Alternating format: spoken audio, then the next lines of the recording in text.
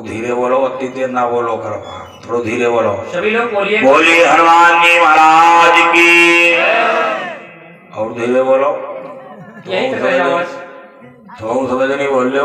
हाँ मुंह उठा लो, हत्या थोड़ा लग जाए बोलने मिले। सभी लोग बोलो बोली राम कृष्ण भगवान की जय हो।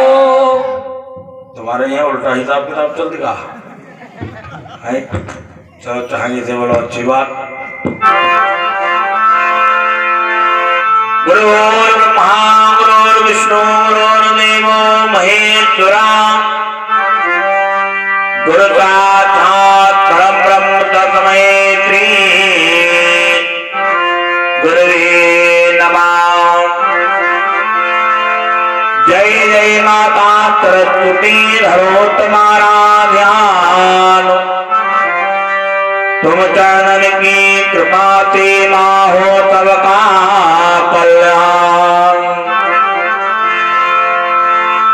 अये मात शारदे निवार दे हमारे कष्ट, वाणी में बैठवा तो बुद्धि विचार दे। त्रुटियां संभाल दे, ज्ञान भंडार दे। मेरी कर कुहारी मैया सुधार दे। पार कर ले मैया भवसागर से बात मेरी। एक बार मैया मुझे सच्चा निज प्यार दे। बंद हो श्री तुलसी चरम जिनकी हो जन काज, कल समुद्र डूबति लख्यो प्रगट्यो सते राज। श्री तुलसीदास जी के पद कमल बारंबार मनाए, गुण गाओ सिया राम के हनुमत हो सहाय। गुण गाओ सिया राम के हनुमत हो सहाय। हे तारक के तारथी तुमको कोटि प्रणाम, इस तन रूपी अश्व की तेरे हाथ लगाम। जय जय भारत भारती, जय जय भारत देशा। दुख हरो विपदा हरो, काटो कष्टो कलेसा।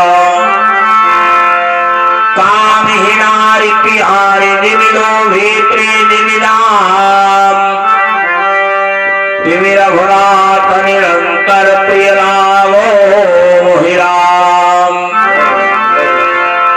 तन बल धन बल बुद्धि बल करहि नहीं को काम।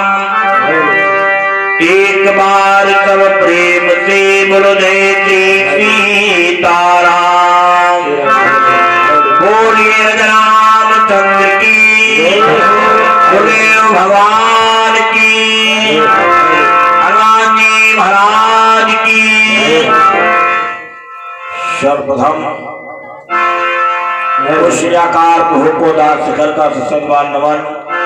याद हो इलम बढ़ाई दिए।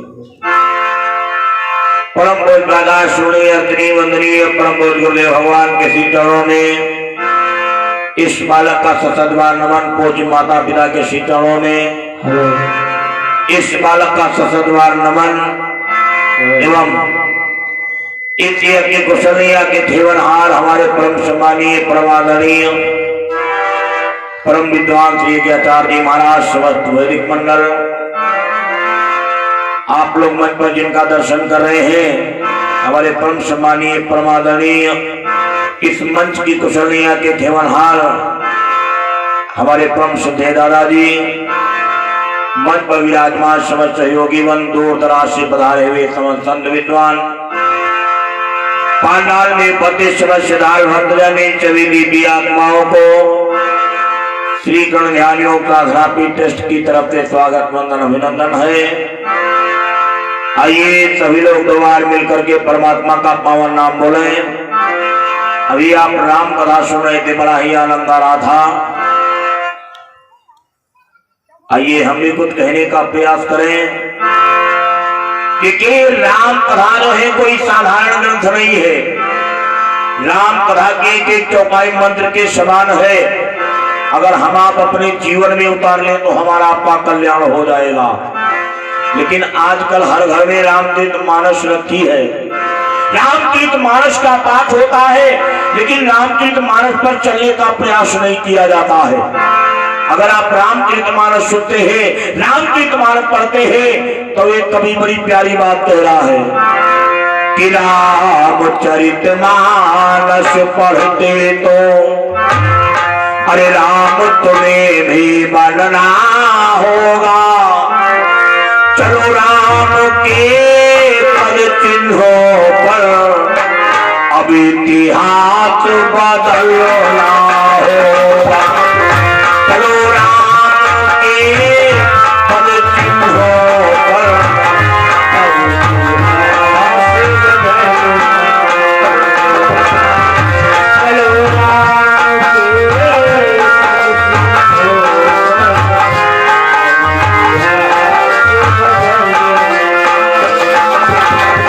रामचरित मानस सुनते तो राम तुम्हें भी बनना होगा। चलो राम के पद चिन्हों पर अब इतिहास बदलना होगा। चलो राम के पद चिन्हों पर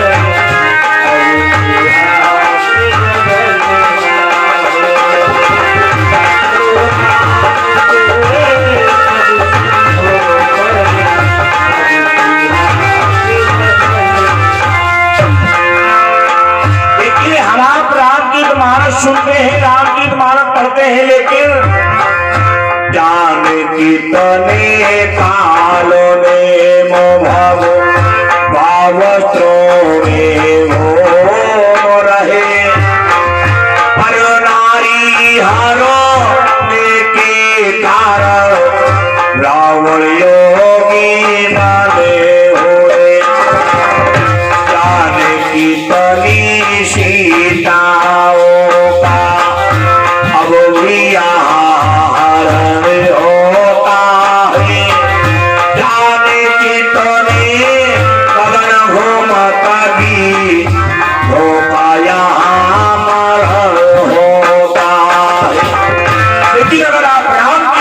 सुनते हैं, रामचरित मानस पढ़ते हैं तो ये समाज को नष्ट न करो दे। ये समाज को नष्ट न कर दे। ये समाज को नष्ट न करो दे। अब मिले तो चलना होगा। चलो राम के पद चिन्हों पर इतिहास बदलना होगा। चलो राम के पद चिन्हों पर इतिहास बदलना होगा।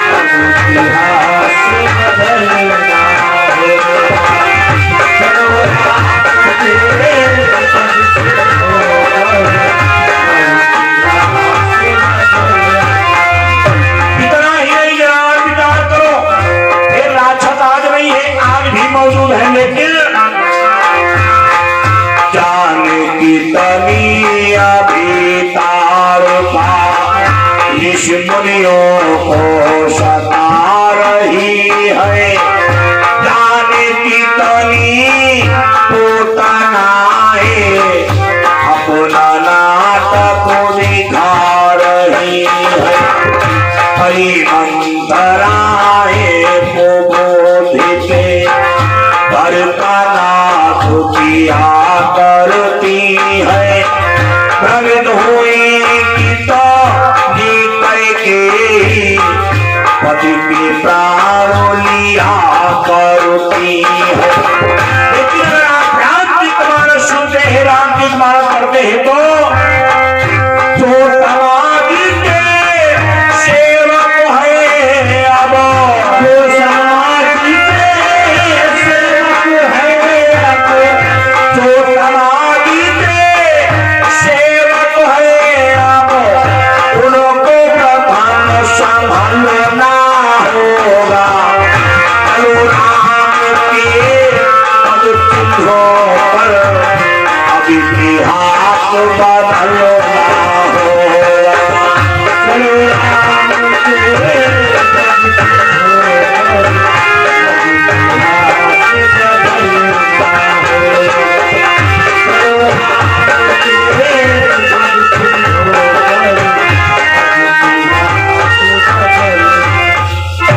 इसका येगा बोलिएगा, बोलो श्री राम जय राम जय जय राम, श्री राम जय राम जय जय राम, बोलो श्री राम जय राम जय जय राम, श्री राम जय राम जय जय राम,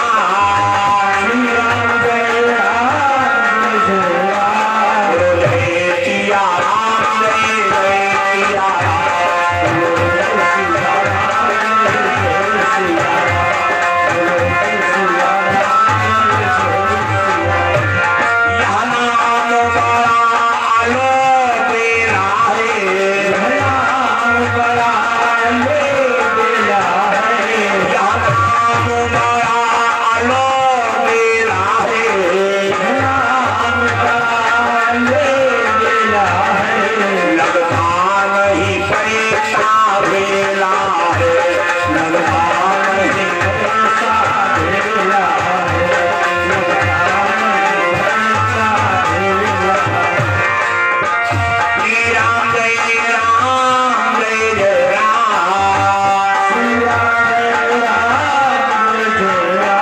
बोलो जय सिया राम जय जय सिया राम,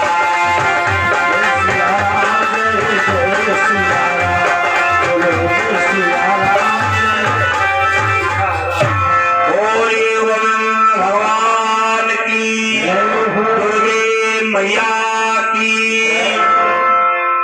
आइए सभी लोग अपना मन वहीं ले चले। देखिए हम आपको महाभारत की कथा सुना रहे थे। महाभारत साधारण नहीं, पंचम वेद महाभारत बताया गया है। महाभारत क्या है, बाबा जी ने लिखा है कि संपूर्ण सृष्टि का जो मत है, जो जग में है भारत में है, और जो वेदों में ग्रंथों में है वो सभी महाभारत में है।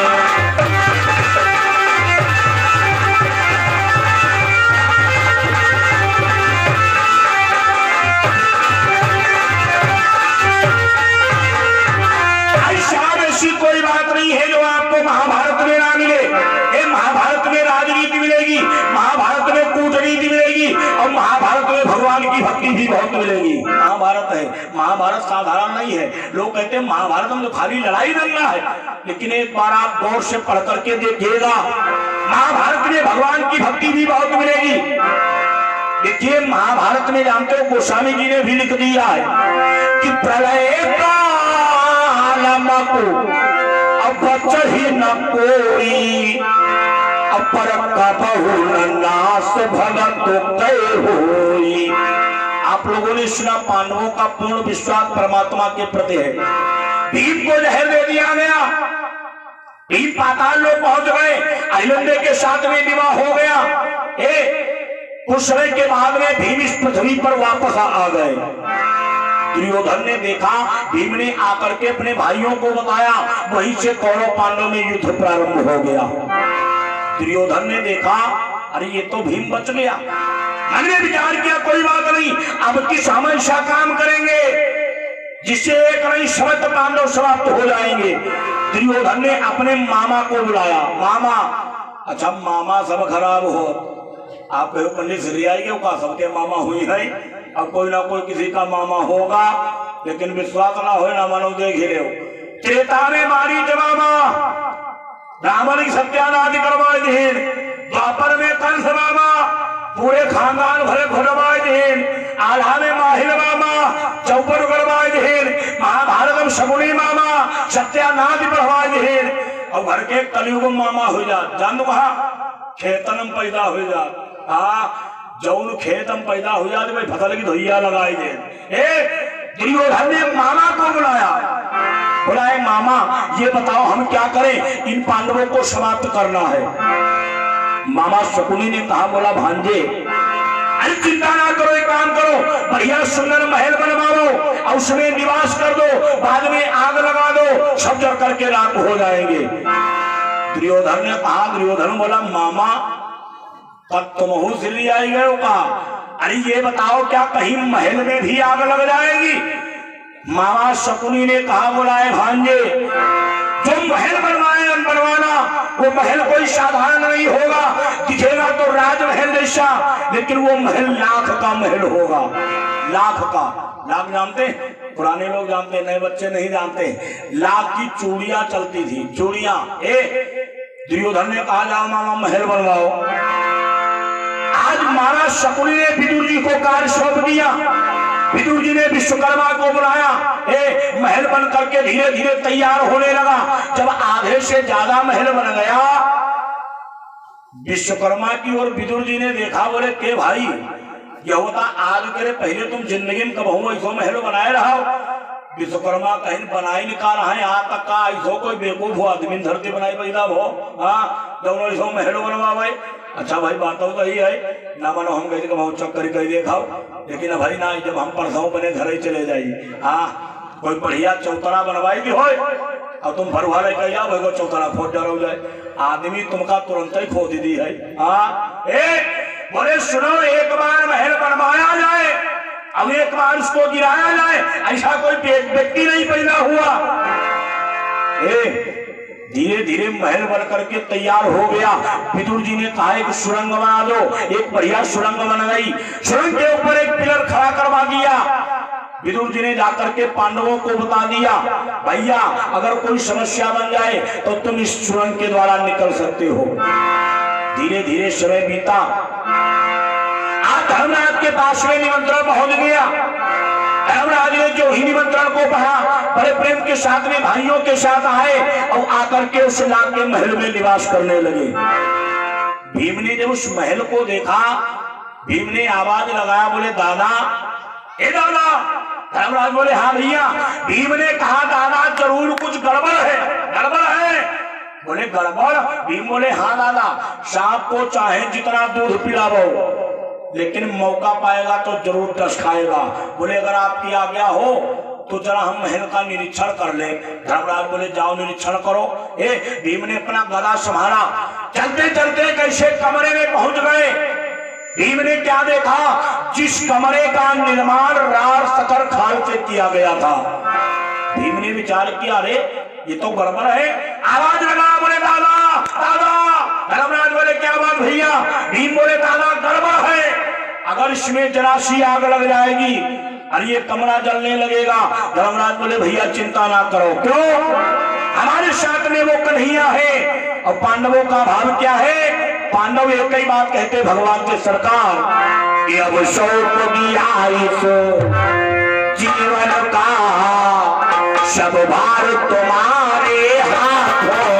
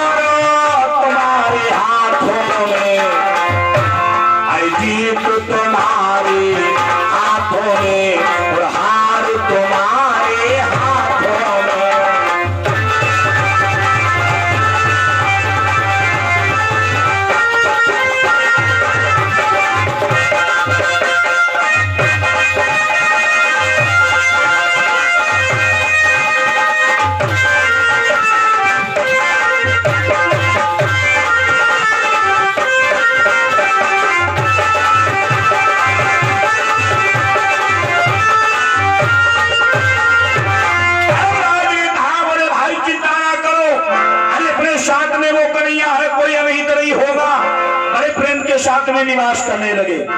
धीरे धीरे समय बीता, धर्मराज ने भंडारे का आयोजन किया। लोग आते हैं, भंडारे में प्रसाद पाते हैं और चले जाते हैं। एक दिन की बात, राजा दुर्योधन आधी रात में उठा, मैंने विचार किया मैं जाकर के लाक्षागृह में आग लगा दूंगा। गया और जो ही लाक्षागृह के बाहर खड़ा हुआ, माचिस को निकाला, तीली जलाया, आग लगाने के लिए हाथ बढ़ाया, हाथ खींच लिया, मन में सोचा आग नहीं लगाऊंगा। क्यों? आग लगाने का पाप 7 जन्मों तक रहता है। देखो एक बात और बताई दी, पहली बात यहाँ कोई हुई ना कि यहाँ सब हरिश्चंद्र मोर ध्वज। हाँ, लेकिन अगर एक आधे जने हो या एक आधी जनी हो, मान लो कोई भी तुम्हारी पड़ोसनी की लड़ाई हुई गई और तुम लुकुरिया बना कागज में ले गए, वही खबर हम भूल के आए हो। हाँ, तो ये काम छोड़ देना। क्यों? हमारा गांव ज्यादा दूर नहीं पड़ता है, यहाँ से लगभग 60-65-70 किलोमीटर है। हमारे गांव में हम लोगों ने तो नहीं देखा, पुराने लोग बताते हैं, हमारे गांव में एक भाई साहब थे, तब ये सवारियां बहुत कम चलती थी, तो वही गए जानते कहा, नैमिषारण्य स्नान करने के लिए। देखो उसका नाम है नैमिषारण्य, लेकिन नीमसार, लेकिन देहात में यहाँ हम देखे बहुत लोग जानते का कहा। अब हमें एक कथा सुना भाई, हम जिनके दाई पोतक मुड़नो कहा हुई है, पंडित नीम खार। हाँ, नीम खार हो रहा है, नैमिषारण्य में स्नान करने गए। जान का है आमस्या स्नान करने स्नान किया। जब उधर से वापस हुए तो उनका रात हुई गई। सवारी बहुत कम चलती रहे, पैदल लोग ज्यादा चलते रहे। वो जानते क्या करें, एक 10 पैसा की माचिस खरीदी, 10 पैसा जाऊन गाँव बाहर आवाई, लास्ट वालों मकान देखाए, पक्के मकान का बना, छबरा ज्यादा पड़े रहे, निकाले माचिस और वही के छबरा में लगाई दे। हाँ, हल्ला गुल्लू में जोर शराबा हो, आगे बढ़ जाए। दूसरा गांव पड़ा, फिर निकाला माचिस, फिर लगा दिया। तीसरा पड़ा, धीरे धीरे नैमिषारण्य से अब हमारे 12 गांव तक 18 गांव भोग डाले, 18 प्रसाद लेकर आए। हाँ, लेकिन लास्ट में वो जानते हो क्या हो गए? लास्ट में वो कोढ़ी हो गए थे। वो बताते थे भैया बुरे से बुरा काम कर लेना, लेकिन अपने जीवन में कभी आग मत लगाना। दुर्योधन ने विचार किया मैं आग नहीं लगाऊंगा, लेकिन सोचा कोई बात नहीं, अगर नहीं लगाऊंगा तो लगवा दूंगा। हाँ भाई, जैसे कोई को मारे कहे, मान लो अगर अपने आप नहीं बने तो पैसा दे के मरवाएगी है। मन में विचार किया नहीं लगाऊंगा तो लगवा दूंगा, लेकिन सोचा किससे लगवाए? सोचा चलो किसी नीच बिरादरी से लगवा दे। अच्छा, क्या बिरादरी नीच होती है? बिरादरी नीच नहीं है। क्यों? गोस्वामी तुलसीदास जी ने लिखा है, परम प्रधान विश्व करे राखा, परम प्रधान विश्व करे राखा, विश्व करे राखा, परम प्रधान विश्व करे राखा, जो जस तारा ही सो तस फल चाखा, जो जस तारा ही सो तस फल चाखा, जो जस तारा ही सो तस फल चाखा, जो जस तारा परम प्रधान विश्व करे राखा, जो जस तारा ही सो तस फल चाखा, जो जस तारा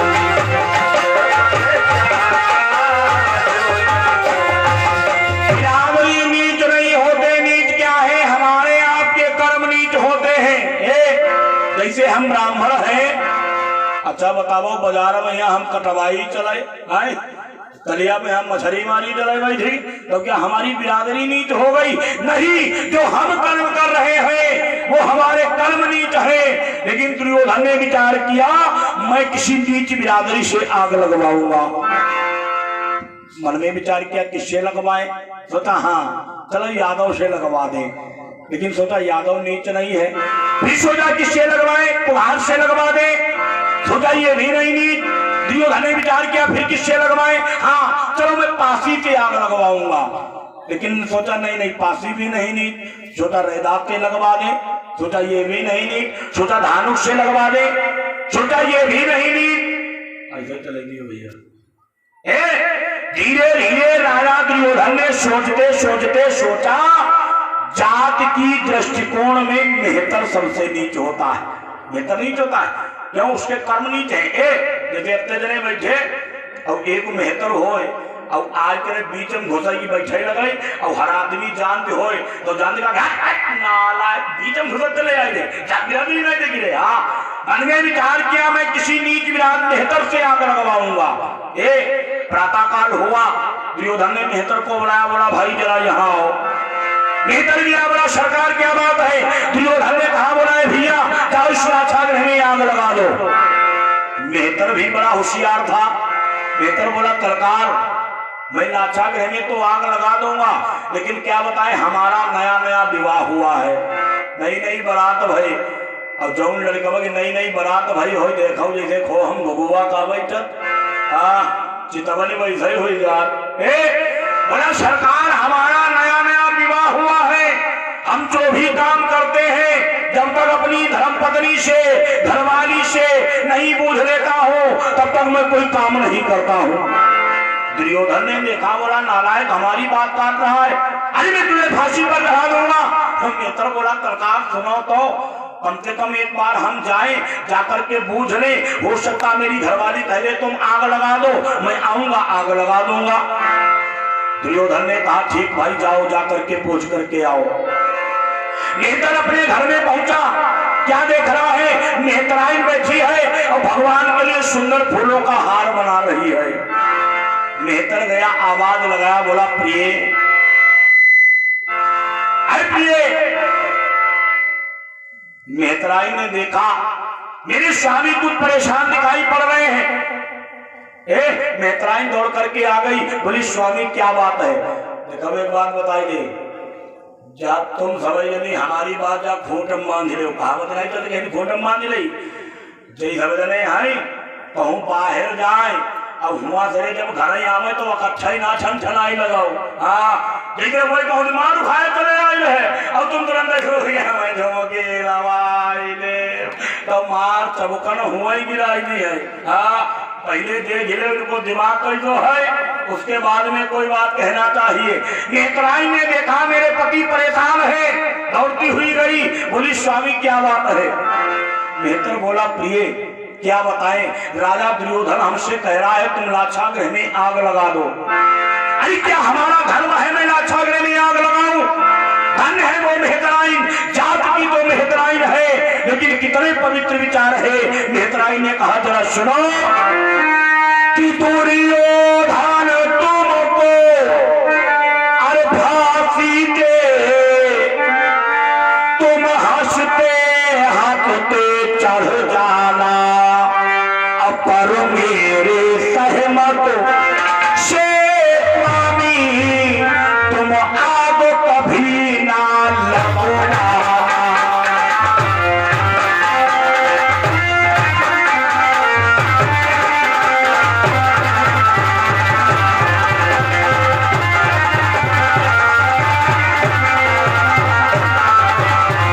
मेहतराइन ने कहा सरकार क्यों ना दुर्योधन तुम्हें फांसी दे दे,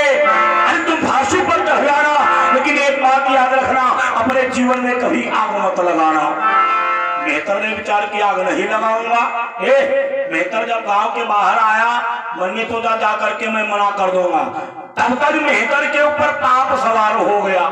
मेहतर ने मन में विचार किया, बोला वाह अरे ये तो हमारी घरवाली हमें जिंदा मरवा देना चाहती है। क्यों? जब हम दुर्योधन की बात को काटेंगे मुझे फांसी हो जाएगी, मेरे मर जाने के बाद में हमारी मेहतराइन आजाद हो जाएगी। कहूँ मिश्री को परिक्रमा, कहूँ सीता को दशहरा, कहूँ हरिगांव कतकी, या तो खूब टहलेगी। मन में पाप आया, मन में सोचा नहीं नहीं ये काम नहीं करूंगा, पहले जाकर के पूछूंगा मेरे मर जाने के बाद में ये क्या करेगी। फिर पहुंच गया, आवाज लगाया, बोला प्रिय प्रिय। मेहतराइन ने देखा, बोली स्वामी अब क्या हो गया? मेहतर ने कहा, बोला प्रिय ये बताओ जब मुझे फांसी हो जाएगी, अरे मेरे मर जाने के बाद में तुम क्या करोगी? धन्य है वो मेहतराइन। देखिए जात की तो मेहतराइन है, लेकिन मेहतराइन ने आवाज लगाया, बोली स्वामी जरा सुनो जब आपको फांसी हो जाएगी तो हमारा एक ही काम होगा, क्या कि मैं लाश तुम्हारी लेकर के अरे सुंदर को चिता बनाऊंगी, मैं लाश तुम्हारी लेकर के।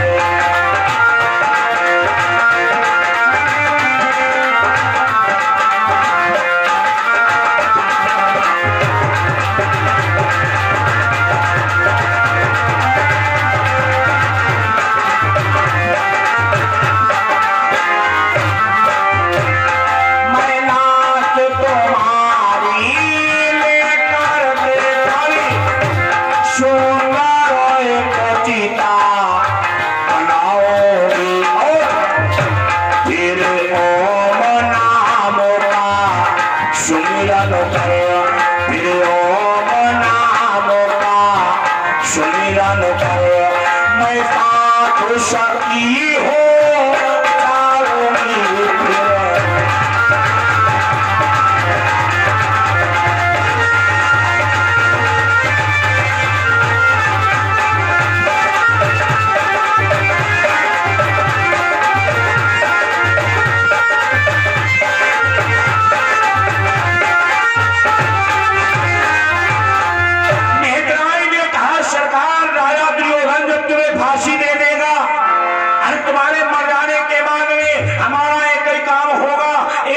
जाऊंगी और साथ में बैठ करके तुम्हारे शक्ति हो जाऊंगी। मेहतर ने जब सुना मन में विचार किया, बोला वाह, अरे बताओ इतने पवित्र विचार, अब हमारे ऊपर पाप आया, मन में सोचा कुछ भी हो जाए लेकिन आग नहीं लगाऊंगा, अरे मैं फांसी चढ़ जाऊंगा। दौड़ता हुआ दुर्योधन के पास पहुंच गया, बोला सरकार अरे कहां है तुम्हारा वो फांसी का फंदा, मैं फांसी पर चढ़ जाऊंगा लेकिन आग नहीं लगाऊंगा। और घर पीछे पीछे मेहतराइन भी पहुंच गई। मेहतराइन ने आवाज लगा, बोली है राजा दुर्योधन, अरे तुम आग लगाने के कह रहे हो, मेरा पति आग नहीं लगाएगा, क्यों कि जो आग लगाता पर घर में निश्चय पुष्टि हो जाता है, अयासा तो जन्म तक निरोधन पर वो भीख मांगो कर खाता है।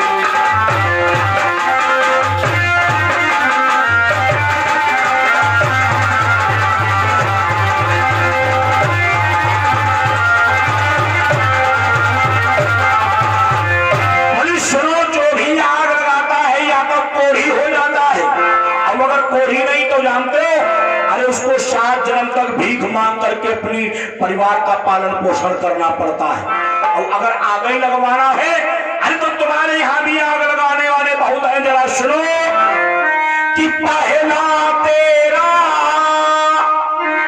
मामा शकुनी दुनिया को जलाने वाला है, और जा आग लगा दे जब वंश मिटाने वाला है।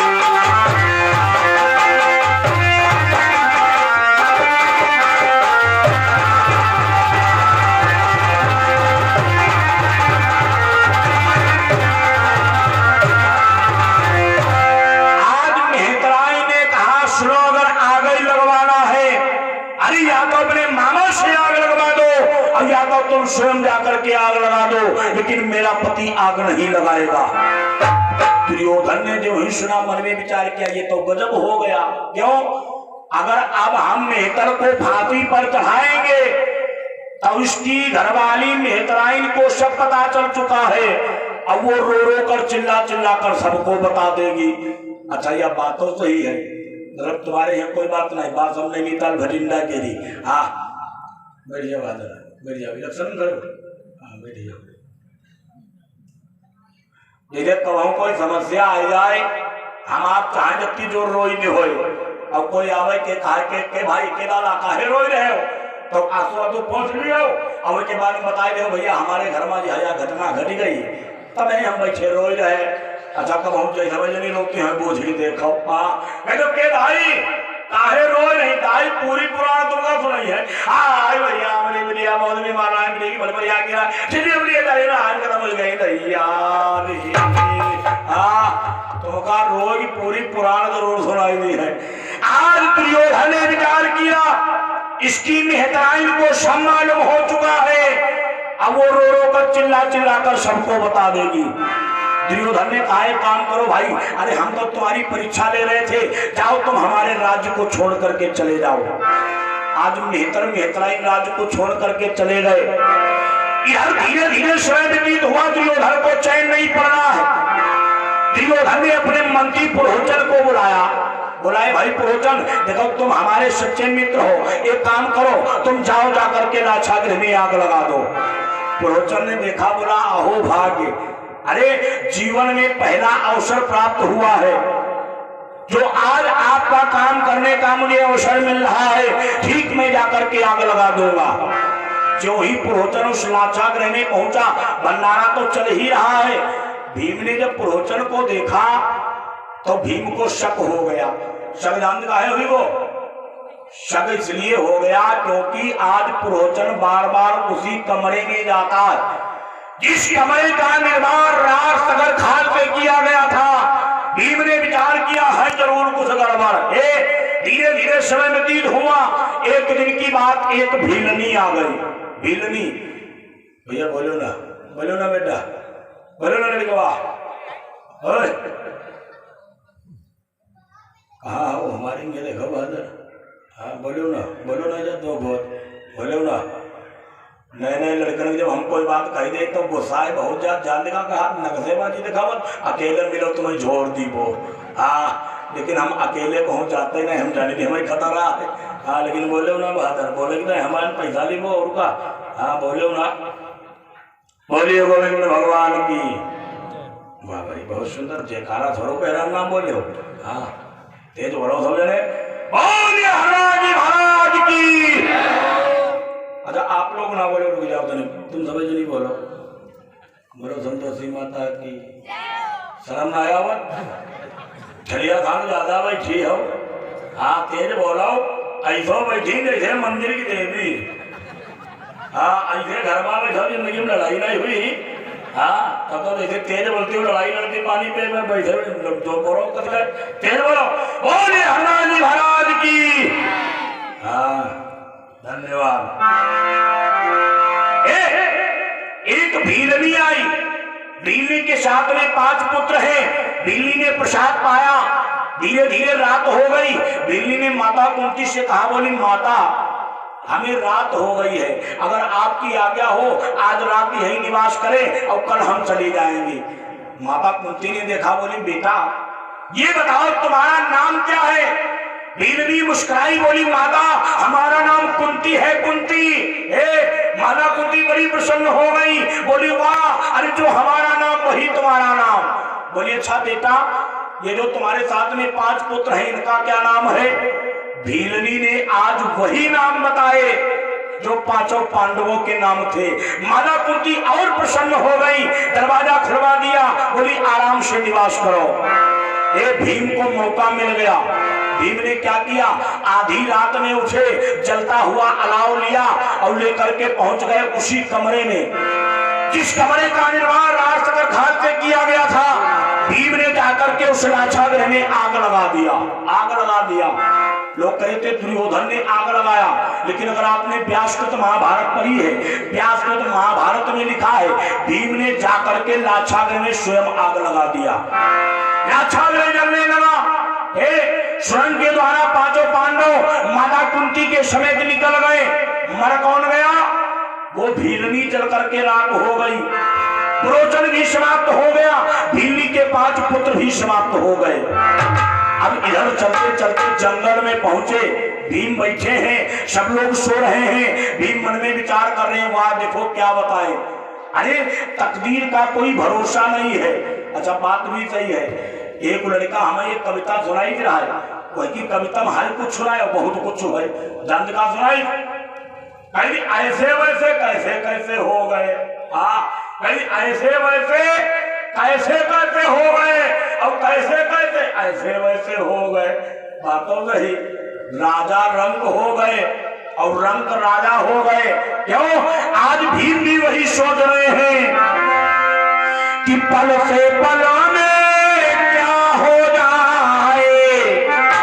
अरे मानो तेरे शरीर का कोई पता नहीं, तकदीर का कोई पता नहीं, तकदीर का। पल से पल में क्या हो जाए, क्या हो जाए, मानो तेरे शरीर का कोई पता नहीं, तकदीर का कोई पता नहीं, तकदीर। पलों से पलों में क्या हो जाए, पलों से पलों में क्या हो जाए, मानो तेरे शरीर का कोई पता नहीं, तकदीर का कोई।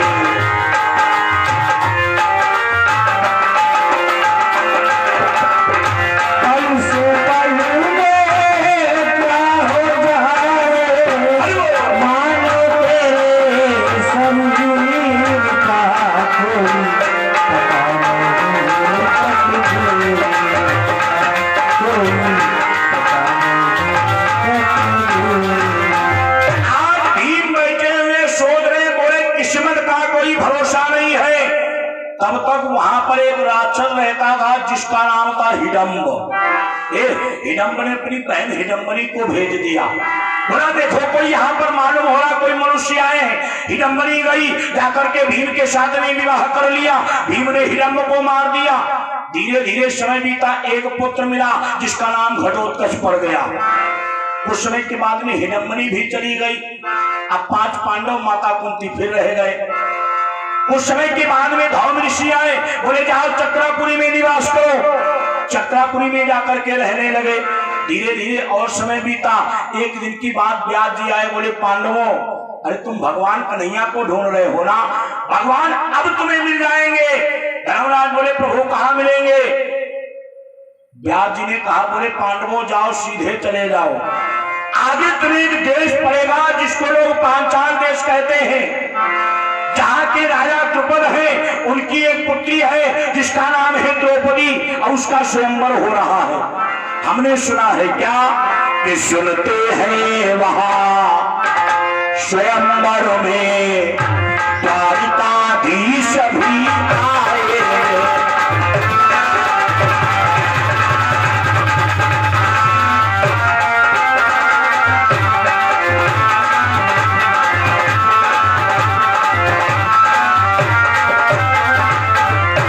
सुनते हैं वहाँ स्वयंवर में भैया द्वारिकाधीश भी आएंगे और बलराम और कुंद कुंवर यादव गण को भी लाएंगे।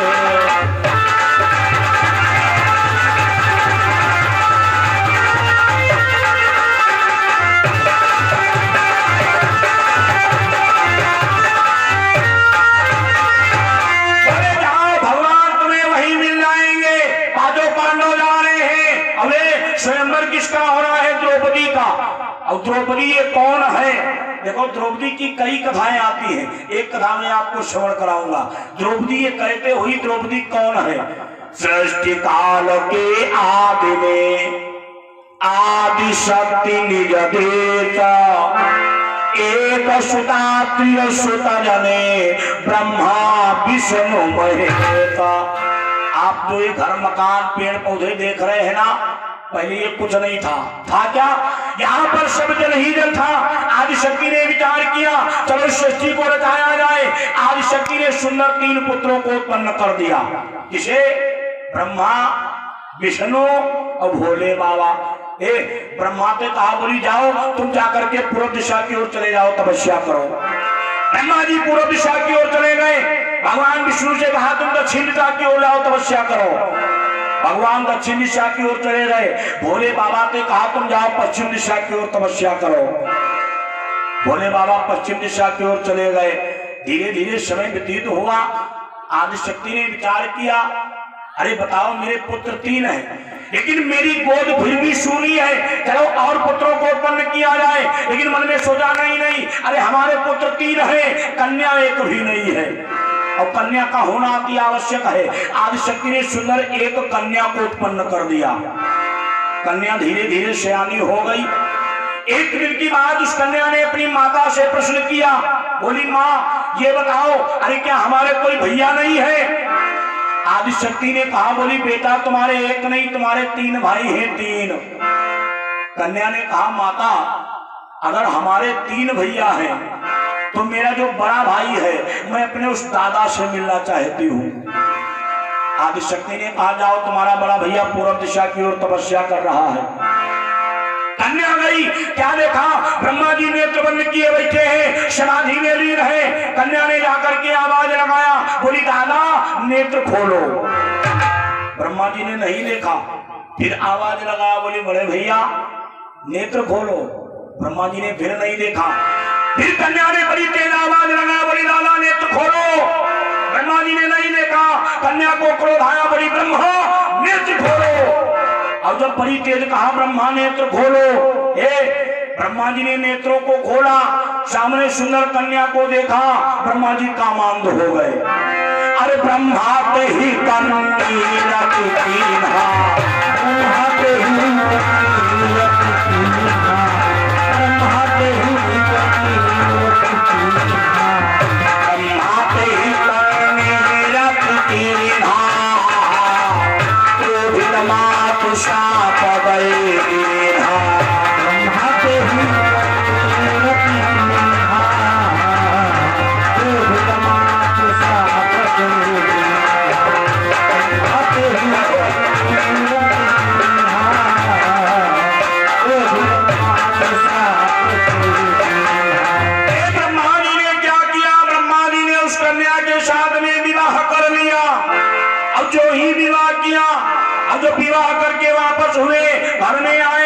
आदिशक्ति ने देखा, बोली आए ब्रह्मा अरे तूने ये क्या कर दिया? तूने अपनी बहन को नहीं देखा, बहन के साथ में विवाह कर लिया, चाहिए तेरी माता जो तुम्हें श्राप दे रही है। अरे पूजा तो करे नहीं कोई, पूजा तो करे नहीं कोई, पूजा तो करे नहीं कोई, पूजा तो करे नहीं कोई, नयो मुनि के कारण सोए, पूजा तो करे नहीं कोई, प्रभु मुनि के कारण सोए, पूजा तो करे नहीं कोई, प्रभु मुनि के कारण सोए। सामने दिया मुनि है ब्रह्मा, अरे तुम रजोगुणी हो, जहां मैं तुम्हें श्राप दे रही हो, आज के संसार में तुम्हारी पूजा ही नहीं होगी। आपने देखा होगा हनुमान जी के मंदिर बहुत मिलेंगे, भोले बाबा बहुत मिलेंगे, रामकृष्ण बहुत मिलेंगे, अब तो बुढ़ियारे बाबा, नरवीर बाबा, ब्रह्म बाबा, जिंद बाबा, टेढ़े बाबा, टपोरे बाबा, हर प्रकार के बाबा मिलेंगे। हाँ, लेकिन आपको ब्रह्मा जी के मंदिर बहुत कम मिलेंगे। क्यों? आदिशक्ति ने श्राप दिया है, ब्रह्मा तुम रजोगुणी हो, जाओ मैं तुम्हें श्राप दे रही हूँ, तुम्हारी संतान में पूजा नहीं होगी। उस कन्या की ओर देखा, बोली नालायक, अरे ये नहीं जानता था कि तुम इसकी बहन हो, लेकिन तुम्हें मालूम था जब हमने बताया था कि ये तुम्हारा भैया है, तुमने अपने बड़े भाई को नहीं देखा, बड़े भाई के साथ में विवाह कर लिया। जाओ मैं तुम्हें श्राप दे रही हूं, तुम्हारे 5 पति हो जाए, 5 पति। उस कन्या ने देखा, कन्या बोली माँ अरे हमने बड़े भाई की आज्ञा का पालन किया तो तुमने हमको इतना कठोर दंड दे दिया। कन्या ने कहा माता मैं भी तुम्हारी पुत्री हूँ, अगर तुमने हमको श्राप दिया है तो जाओ मैं तुम्हें श्राप दे रही हूँ। सुनो, अरे जो हम हो वह पंचभतारी, जो हम हो पंचभतारी, जो हम हो पंचभतारी,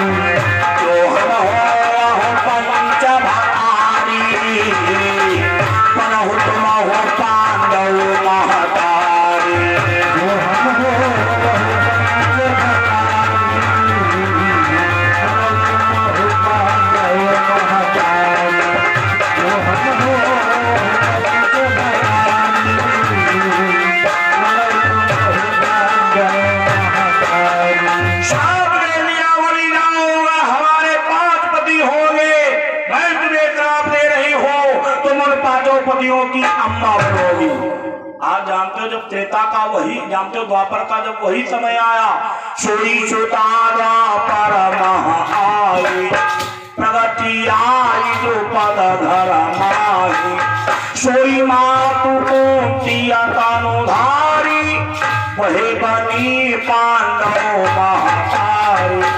वही माता कुंती है और वही द्रौपदी है। धीरे धीरे द्रौपदी सयानी होने लगी। एक दिन की बात, द्रौपदी ने जानते हो अपनी सखियों को बुलाया, बोली ऐ सखियां, सखियां बोली क्या बात। द्रौपदी ने कहा, बोली आए बहन चलो कहीं चल करके टहल लिया जाए। सखियां कहने लगी हाँ चलो टहला जाए।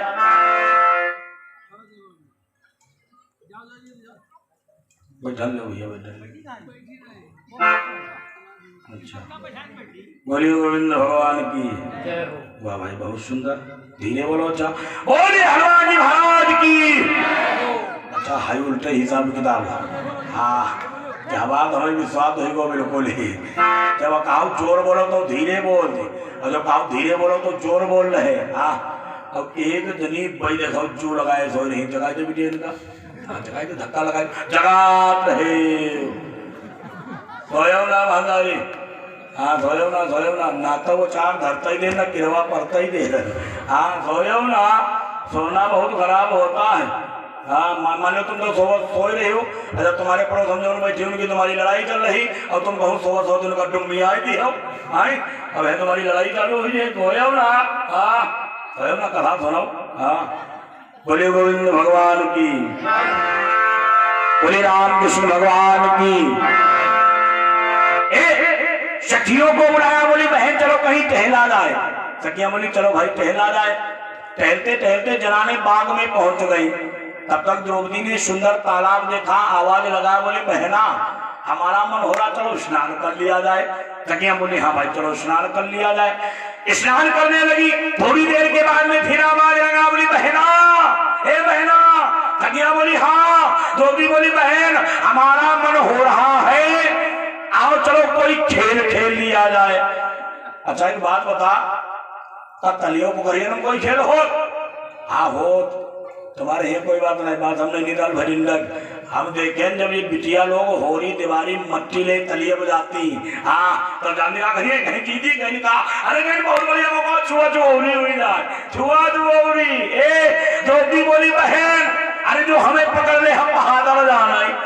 सखियां बोली हाँ राजकुमारी तुम्हें धर्म न आवत, खाली बहादुर जाने, अरे कुछ इनाम मिले तब हो सकता।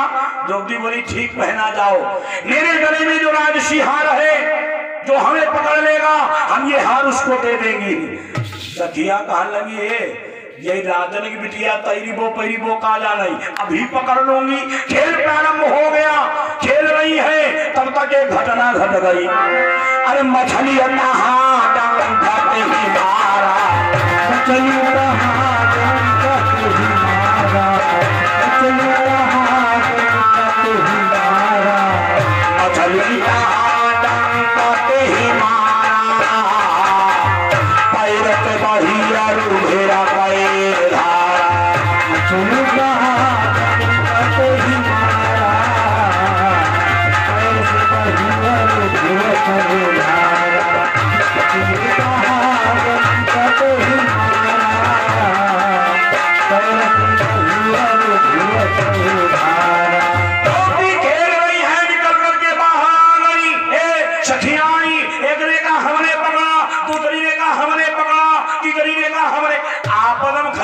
चालू हुई गई। हाँ द्रौपदी ने देखा, निकाला वो राजसी हार और निकाल करके फेंक दिया, बोली ले जाओ ये हार। सखियां जब देखी कहीं के अब भाई ये बहुत खुश रहा, अभी न काका हुई गो। हाँ हार देख परी गो तब है चिल्लाई रही। द्रौपदी बोली है बहन अरे तुम्हें ये राजसी हार दिखाई पड़ रहा है, हमारे पैर में इतनी पीड़ा हो रही वो किसी को नहीं दिखाई पड़ रही। सखियां कहने की बहना हुआ क्या? द्रौपदी ने कहा बोली बहन हमें लग रहा हमारे पैर में किसी ने आग पूछ दिया है। आग एक हुई है कोई खान पीने वाली, वह कहने लगी हम जाने गए। बोली क्या हुआ? उसने कहा बोली है बहन अरे इस तालाब में जरूर कोई मछली है डंक वाली, उसने तुम्हारे पैर में डंक लगा दिया है। द्रौपदी ने जो ही सुना द्रौपदी ने तुरंत आदेश दे दिया, क्यों राजकुमारी है, आदेश दे दिया, बोली जाओ उस मछली को पकड़ करके हमारे सामने अबेहे लाओ। अच्छा यह समस्या बनी गई। भले भाई समस्या वाली बात है, जिन्हें तुम्हारे तिर जाल ना हो, काटू ना हो। अच्छा तलियम में एक मछली हो, तुमसे कोई कहा जाओ पकड़ लिया, पकड़ लिया बैठे बैठे बुढ़ाई दिया, मछली नहीं पकड़ी भाई हो काहे, जब उधर गई है तो उधर भागी दी है, हाँ उधर जाओगे उधर भाग जाएगी। लेकिन अपने भारतवर्ष हम काम सब जुगाड़ ही भी हो। हाँ जैसे आप यहाँ ये भी हो रहा, पहले जुगाड़ फिट किया गया, भैया को टेंट आवे, कौन वक्ता आवे, कौन आचार्य आवे, कौन संचालक जी आवे, पहले भी जुगाड़ बनाया गया। सखियों ने अपने कंप्यूटर को नचाया, अब ये कुछ जुगाड़ बनाया। जुगाड़ जानते हो क्या? जाल तो मौजूद नहीं था, दुपट्टा मौजूद थे। सखियों ने एक दूसरे में जोड़ करके एक बहुत विशाल जाल बनाया। सखियां मिली विचार तब तीन्हा, और चीरदारी कर पकड़े हो मीना। मछली को पकड़ लिया और लिए जा रहे। सखियां जानने का कहती, लटकावत जा रही और जानने का कहती, चलो तुम्हारी हड्डी कटवाई दी वो जी जी की पैर में डंगू मारो। अच्छा भाई हड्डी ने जहाँ मोड़ को दबाई गई, राजन की बिटिया है, लेकर के द्रुपद राजा के सामने पहुंच गई, सारी घटना बताई। द्रुपद राजा बोले जाओ इसको सजा मिल जाएगी। द्रुपद राजा ने ढिंढोरा पिटवा दिया, जो भी मछली की आंख को फोड़ेगा द्रौपदी का विवाह उसी के साथ में हो जाएगा। और जहां ढिंढोरा पिटो एक शेख बियाह की सौखीन टांगे कीर्तन कर रही, कहीं चलो हो निशाना लगाई चले। हाँ जौन जिंदगी में धनु तो बाढ़ ना, लेकिन कहीं चलो हो निशाना लगाई चले। अरे कहीं यार धनु है नहीं, अरे कहीं घर की थनिया गिराई दे, हाँ तनिया गिराई दे, बनाए तीर धनुहा वयु हुआ लिहे निशाना लगावे की दाई बैठे। बियाह आदमी बियाह की दाई बहुत बड़े था, लेकिन एक कवि बड़ी प्यारी बात कहता है, जानते हो क्या? अरे भारत मारा भारत हुई गे, सुनो मेहरुआ के कारण,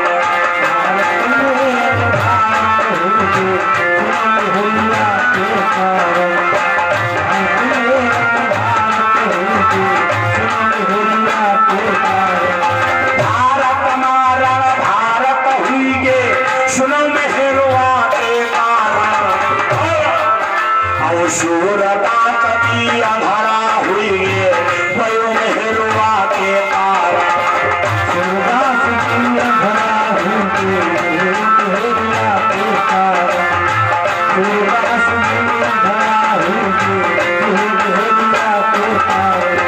तुलसी की हाय नदी भांग गे, भयो मेहरुआ के कारण, और ब्रह्मा जी का शीश कट गया, वह मेहरुआ के कारण,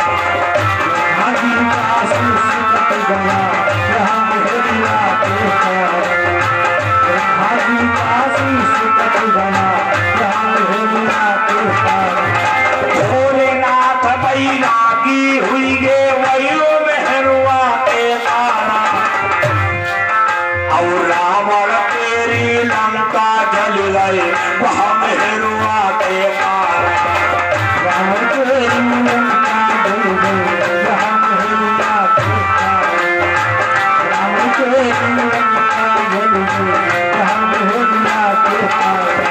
दशरथ जी का मरण हुई गवा, वह मेहरुआ के कारण, और कृष्ण कन्हैया नौकर बन गे, वह मेहरुआ के कारण,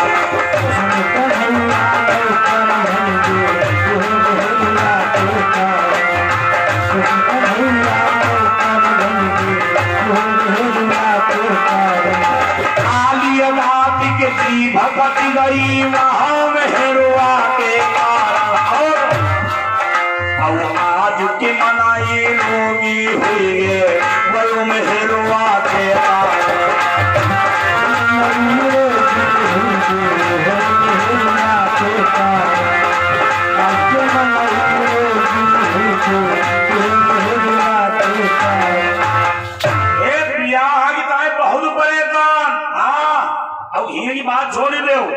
आप लोगों ने रामायण सुनी है? रामायण में गोस्वामी तुलसीदास जी ने जो कथाएं रह गई, गोस्वामी तुलसीदास जी ने 12 साहित्य और लिख डाले, जिसमें एक पुस्तक आती है जिसका नाम है कवितावली। कवितावली में लिखा है त्रेता में बियाह की बहुत शौकीन न है, एक दो न है, हजारन शौकीन। आप कहो कैसे? जिस समय मर्यादा पुरुषोत्तम प्रभु श्री राम जानते हो जा रहे थे जनकपुर के लिए, रास्ते में एक पत्थर की शिला पड़ी रहा अहिल्या, भगवान ने पैर लगाया, वो सुंदर नारी बन गई, मेहरुआ बन गई। हाँ, अब यह बात तुरंत ही जंगलम फैल गई। अब जंगलम जानते कौन राज रहा है? जंगलम राज रहा है बाबा लोग। देखो बाबा तमाम प्रकार की होत। हाँ बाबा असली नकली कतली जुलमी टुलमी ठुलमी तमाम प्रकार की बाबा होत। असली तो वही होत जो भगवान की कथा सुनते हैं, राम का गुणगान गाते हैं, वो असली महत्वा। और नकली दिन में रामा रामा हरे हरे, रात में चनाव भर ले जाती भरे भरे। दिनमा तुम्हारे यहाँ आए कहा भैया बड़ी तेज भूख लगी, कुछ खाने को रखा हो दे दो। तुम उनकी दाएं खाना ले गए, अब वही जान देख रहे कहा देखो वो सेंध कंघे भी लगी पई है। वही सेंध भी जुगाड़ बनाई रहे।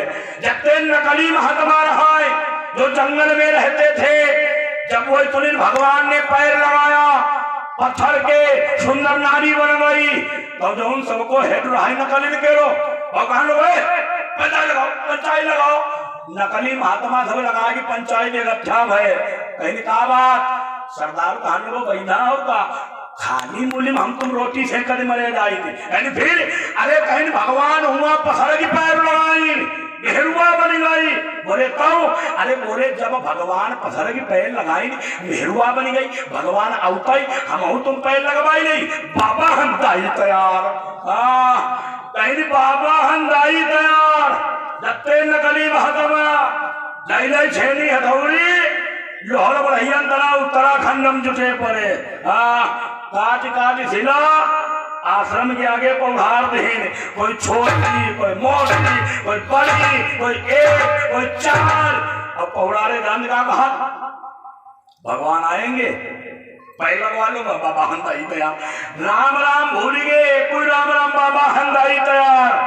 धीरे धीरे भगवान की बारात हो गई, विवाह हो गया। उस समय के बाद में भगवान का बर्बाद हो गया। अब बाबा लोग बहुत प्रसन्न आ ही रहे। धीरे धीरे और समय बीता, बाबा लोगों ने सुना माता सीता को लंका धीराज राजा रावण चुरा ले गया। अब जब सुनी माता सीता को चुराई रही वो तो जब हेड रहा पंचायत लगाओ। फिर से पंचायत लगी। कहीं कहा बात भाई सरदार कहान लोगों सुनो दाई वाई नहीं चाहिए। कहीं कहा है अरे कहीं जब माता सीता जंगल में चुराई गई, हम तुम तो साधारण बाबा, हमारी तुम्हारी तो कंधील उठाई नहीं है। बोले फिर अरे बोले ऐसो करो दाई वाई नहीं चाहिए। तो कहीं शिला का करी जो आश्रम परी, अरे कहीं उठा दे चलो गंगा जी में डालिया चले। एक दाई काट की पहुरारी नहीं आई शिला, अब एक दाई खपड़े में लाद के ले गए, फिर गंगा जी में फेंक किया है। ऐसे विवाह के शौकीन रहीम दास जी ने लिखा है, रहीमन ब्याह बिया भी है, चाहो तो जाओ बराए, नहीं तो पावन माँ बेड़ी पड़ी। प्रमाण हमारे तंग देखो ढोल बजाई बजाई। रहीम दास जी ने कहा ब्याह जो है बिया भी है। मंत्री खड़ा हो गया, ये देश के राजा बैठे हैं, मंत्री खड़ा हो गया, आवाज लगा बोला राजाओ कि राजा की तबो सौबंधा शपथो, अरे मछली द्वारा पूर्ण होगी, और जो इसकी आंख को भोरेगा तो कभी उसको आरोप होगी।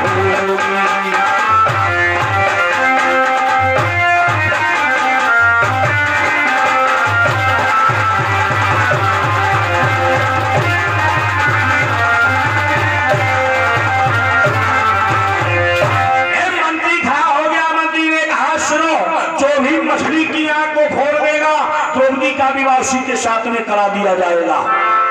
एक से एक राजा एक अच्छा। लेकिन देखो एक बात और बताई गई, मछली की आंखें ऐसे नहीं फोड़े कर रहा यहाँ यमुना जाने वो मछली रखी तुम चिल्ला लेके जाओ आंखें भुगोई दो तुम्हारी बारात हो ही गई। एक बल्ली गड़ी है, बल्ली में पंखा बना है, पंखा बड़ी तेज नाच रहा है, उसी पंखे में मछली बंदी है, नीचे खोलते हुए तेल का कड़ाह रखा है, तेल में देखना है और ऊपर को निशाना लगाना है। एक से एक बिया हवाले बैठे मंत्री सबका देखिए, मंत्री एक राजा को बुलाई कही धिया वो भाई राजा गए गए बड़ा मुस्कुरा गए। हाँ खाने के कहा बात मंत्री खाने को तुम्हें कुछ दिखा दे है कि ना? राजा खाने को बैठा होगा दिखा देना तो हम आए ना कैसे कहीं कहा देखा कहीं ये राजा बैठे। मंत्री कहीं बहुत देर हो गए निकल लो बहादुर तुम आयो भैया कहना नहीं ये दूर की राजा बैठे ये सब प्रजा बैठी ज्यादा सब सेना बैठी। मंत्री कहीं बहुत देर हो गए अब निकल लो तुम भैया कहा कर आयो कहने हाँ हाँ वह मछली टंगी। मंत्री कहा लोगों को लगाओ निशाना वो हम मुस्कुराए की निशाना लगावे हो बहाने तो बढ़िया निशाना लगाओ अब तो बढ़िया निशाना लगाओ। मछली की बात छोड़ दो कहूँ बल्ली रहूंगा नहीं लगो। हाँ बल्ली में भी नहीं लगा। जितने राजा थे आए लेकिन किसी ने मछली की आंख को नहीं फोड़ पाया। आवे तो बहुत मुस्कुराएगी लेकिन जब जाए तो सो के मुनक्का हो जाए। चली जाकर के अपने सिंहासन पर बैठ गए। द्रुपद राजा ने देखा पृथ्वी पर हाथों को पटक दिया और आवाज लगा बोले राजाओं कि ओ देश देश के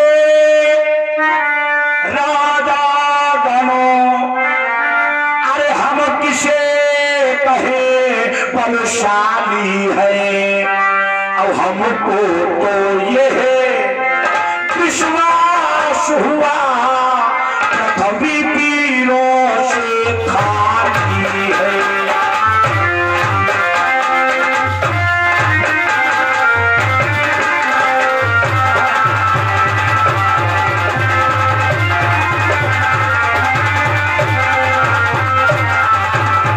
अरे आज हमें मालूम हो गया आज पृथ्वी पर कोई वीर नहीं है इसलिए जाओ चले जाओ। अरे क्या बताएं कि पहले ख्याल होता तो ये बेबसी नहीं होती अब हम करते नहीं प्रतिज्ञा ये तो ऐसी हंसी नहीं होती।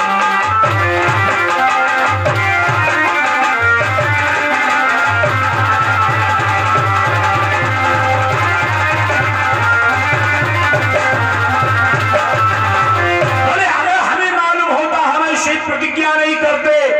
इस समस्त राजाओं ने अपना शरीके को लगा लिया। द्रुपद राजा ने फिर ललकार लगाई बोली है वीरों कि आसरा छोड़ प्रस्थान करो। अरे तुक हमें दिया है दाता ने और द्रौपदी सुकुमारी का विवाह लिखा ही नहीं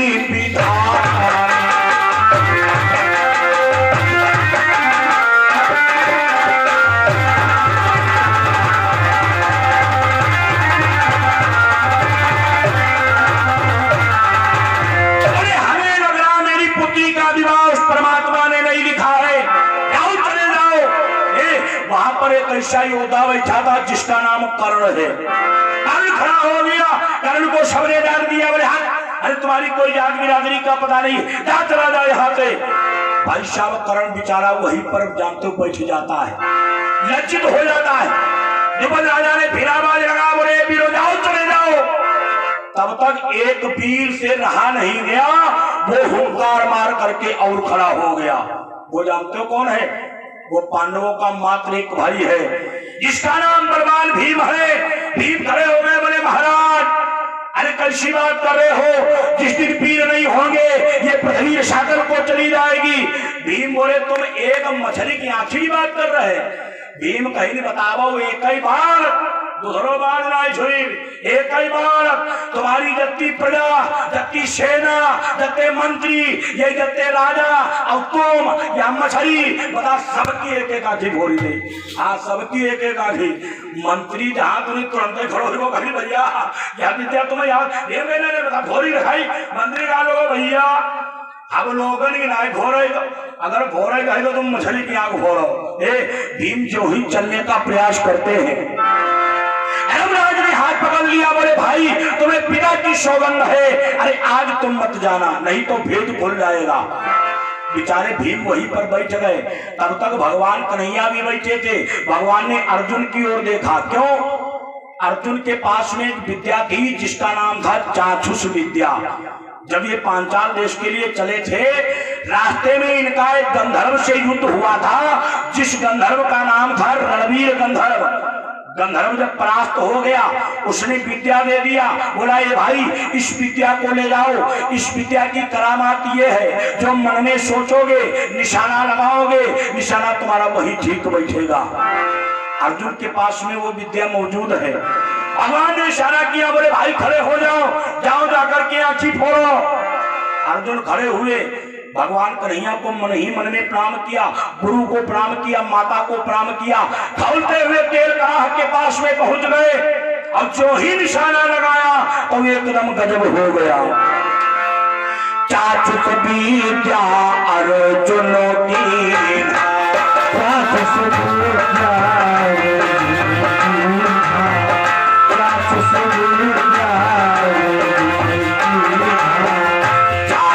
विद्या अर्जुन की चाक्षुष विद्या नयन भोरी मछली करे मीना नयन भोरी मछली करे मीना नयन भोरी मछली करे मीना चाक्षुष विद्या अर्जुन की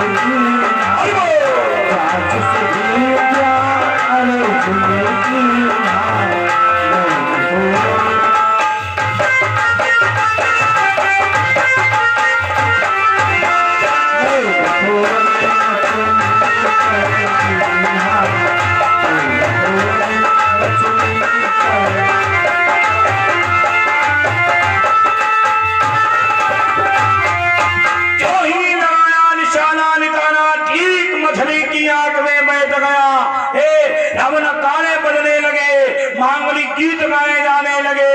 द्रौपदी का विवाह अर्जुन के साथ में हो गया। तो बोलिएगा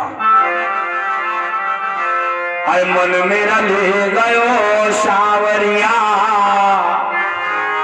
ओढ़ के काली कावरिया मन मेरा ले गयो सावरिया ओढ़ के काली कावरिया